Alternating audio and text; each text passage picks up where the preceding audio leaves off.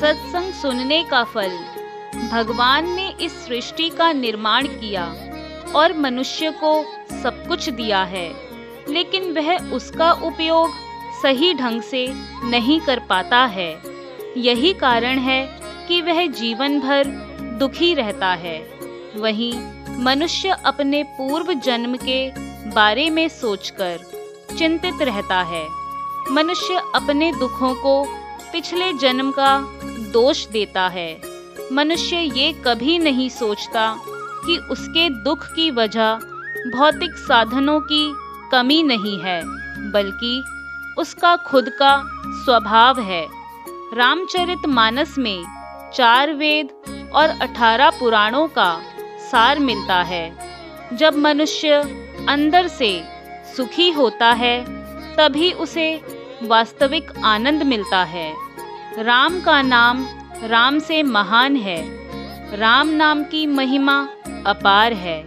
केवल नाम के आधार पर ही भगवान शिव, मीरा और प्रहलाद ने विष का पान कर लिया था और अमर हो गए। इसी प्रकार मनुष्य को भी अपने स्वभाव को सुधारकर धर्म कर्म में लगाना चाहिए। मनुष्य अपने स्वभाव का सुधार सत्संग सुनने से कर सकता है, लेकिन ऐसा नहीं है कि मनुष्य केवल सत्संग ही सुने, बल्कि सत्संग का महत्व भी समझे।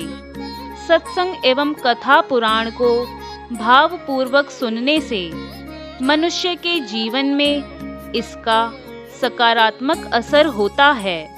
अर्थात सत्संग एवं कथा पुराण मनुष्य के मन को निर्मल कर देती है और निर्मल मन से मनुष्य के स्वभाव में सुधार आता है। आइए जानते हैं सत्संग की महिमा की पौराणिक कथा। एक बार देवर्षि नारद भगवान श्री हरि विष्णु जी के पास गए और प्रणाम करते हुए बोले, भगवान, मुझे सत्संग की महिमा सुनाइए। भगवान मुस्कुराते हुए बोले, नारद, तुम यहाँ से आगे जाओ। आगे जाकर तुम्हें इमली के पेड़ पर एक रंगीन प्राणी अर्थात गिरगिट मिलेगा। वह सत्संग की महिमा जानता है, वही तुम्हें समझाएगा।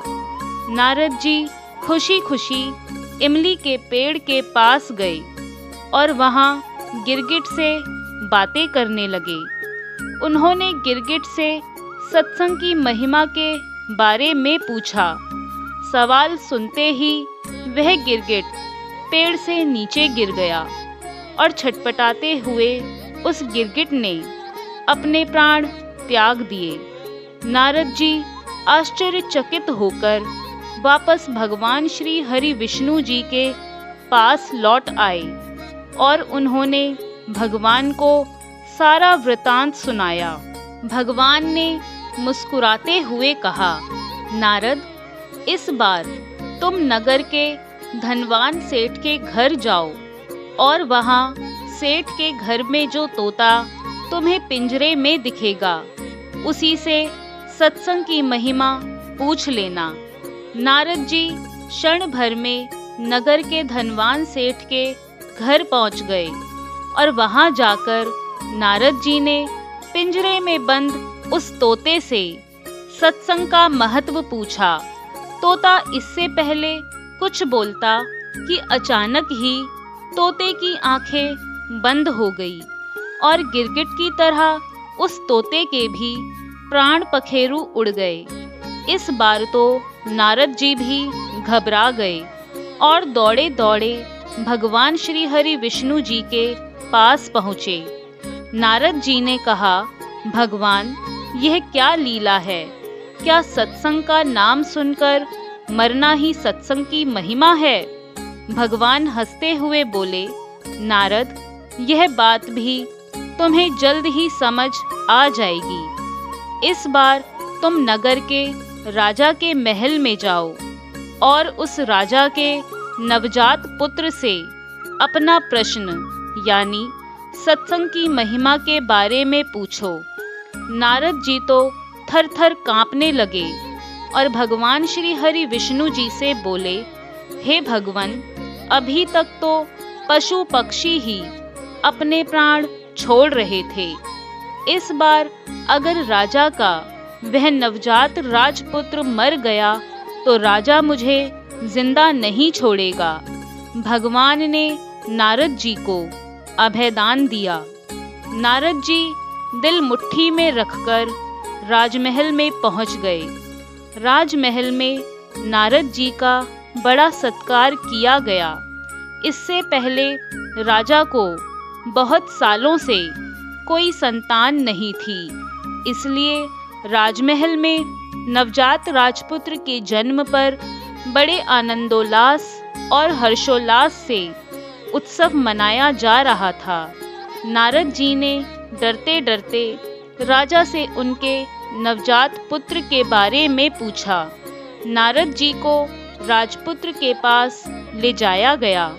पसीने से तर होते हुए मन ही मन भगवान श्री हरि विष्णु जी का नाम लेते हुए नारद जी ने उस नवजात राजपुत्र से सत्संग की महिमा के बारे में अपना प्रश्न किया। नारद जी का प्रश्न सुनकर वह नवजात राजपुत्र हंस पड़ा और बोला, महाराज, चंदन को अपनी सुगंध और अमृत को अपने माधुर्य का पता नहीं होता। ऐसे ही आप अपनी महिमा नहीं जानते, इसलिए मुझसे पूछ रहे हैं। नवजात राजपुत्र ने नारद जी से कहा, वास्तव में आप ही के क्षण मात्र के संग से मैं गिरगिट की योनि से मुक्त हो गया और आप ही के दर्शन मात्र से मैं तोते की शूद्र योनि से मुक्त होकर इस मनुष्य जन्म को पा सका। आपके सानिध्य मात्र से मेरी कितनी सारी योनियां कट गई और मैं सीधे मानव तन में ही नहीं पहुंचा, अपितु राजपुत्र भी बना। महाराज, यह सत्संग का ही तो अद्भुत प्रभाव है। राजपुत्र नारद जी से बोला, हे ऋषिवर, अब आप मुझे आशीर्वाद दें कि मैं मनुष्य जन्म के परम लक्ष्य को पा सकूं। नारद जी उस नवजात राजपुत्र के मुख से सत्संग की महिमा के बारे में जानकर बहुत खुश हुए। नारद जी ने खुशी खुशी उस राजपुत्र को आशीर्वाद दिया और भगवान श्री हरि विष्णु जी के पास जाकर उन्हें सब कुछ बता दिया। भगवान ने नारद जी से कहा, नारद, सचमुच सत्संग की बड़ी महिमा है। संत का सही गौरव या तो संत जानते हैं या उनके सच्चे प्रेमी भक्त। इसलिए मनुष्य को जब कभी भी मौका मिले उसे सत्संग का लाभ जरूर लेना चाहिए। क्या पता किस संत या भक्त के मुख से निकली बात उसका जीवन सफल कर दे। सीख, मनुष्य को कोई भी किसी भी प्रसंग या समारोह शुरू करने से पहले गुरु की वंदना करनी चाहिए। गुरु बोध कराने वाला होता है। अध्यात्म प्रसंग में भगवान शिव को गुरु के रूप में स्वीकारा गया है। इसके बाद ग्रंथ, पुराण व शास्त्रों की पूजा होती है। संतों महात्माओं का समाज में होना जगत के कल्याण के लिए अनिवार्य व आवश्यक है। आशा करती हूँ यह वीडियो आपको पसंद आई होगी। वीडियो पसंद आई तो वीडियो को लाइक, शेयर, कमेंट करना ना भूलें और अगर आप हमारे YouTube चैनल पर पहली बार आए हैं तो हमारे चैनल को सब्सक्राइब करके बेल आइकन को भी प्रेस कर लें। धन्यवाद।